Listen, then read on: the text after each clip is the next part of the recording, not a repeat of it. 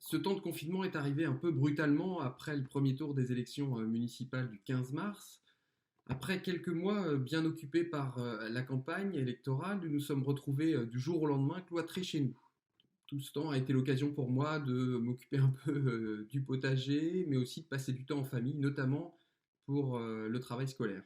J'en profite pour remercier et saluer tout le travail du corps enseignant à Saint-Jean comme ailleurs. Ce temps a aussi été l'occasion de réaliser des activités en famille que je n'ai pas le temps de faire habituellement. Par ailleurs, professionnel de santé et inscrit sur la réserve sanitaire, je n'ai pas cessé totalement de travailler, mais il s'agissait bien d'un service minimum pour les patients ne pouvant se passer de soins. Enfin, ce temps a aussi été l'occasion pour moi de suivre deux formations par Internet par le biais du CNFPT, le Centre national de la fonction publique territoriale. J'avais aussi une attention particulière à l'actualité locale et internationale sur laquelle nous échangions fréquemment avec les membres de la liste de Saint-Jean-Autrement. Je vois au moins 4 éléments à retenir de cet épisode. D'abord, la vulnérabilité de l'humain et sa fragilité, ou en tout cas la fragilité de son modèle de développement. Ensuite, une solidarité qui s'est montrée spontanée et ô combien efficace. Solidarité envers les plus fragiles d'entre nous. La démonstration aussi que les Français veulent consommer plus localement, gage d'une certaine sécurité, mais aussi d'une proximité.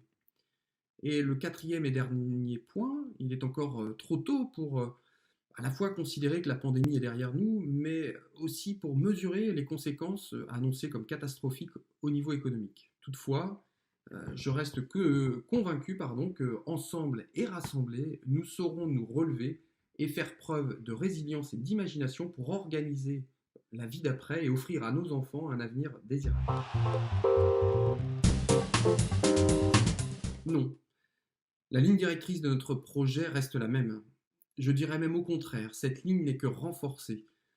Considérer les enjeux environnementaux et démocratiques à toutes les échelles décisionnelles devient primordial dans les actions de l'équipe municipale. Comme je le disais tout à l'heure, cette crise nous a démontré toute la solidarité dont ont su faire preuve les Français et particulièrement les Saint-Jeanais. Avec les membres de Saint-Jean autrement, si les Saint-Jeanais nous font confiance le 28 juin prochain, nous aurons à cœur d'organiser l'action sociale à travers le Centre communal d'action sociale, autrement appelé le CCAS, sous l'impulsion de membres élus du conseil municipal, mais aussi de bénévoles saint-jeanais.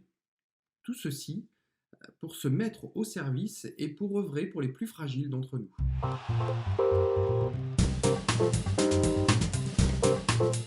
D'abord, parce qu'il est financièrement soutenable. Nous n'avons pas de projet démesuré et qui mettrait assurément en péril les finances communales pour plusieurs années, y compris au-delà du mandat. Et aussi parce que nos projets pourront bénéficier d'aides. La rénovation énergétique des bâtiments communaux ou encore la réalisation de voies cyclables vers les communes voisines font largement écho aux orientations données par l'État ces dernières semaines ou encore le département de la Mayenne. Deux institutions qui seront assurément partenaires pour les projets que nous souhaitons mener dans cette dynamique. Notre programme est cohérent aussi car il est porté par de fortes compétences dans tous les domaines inhérents à la vie d'une commune.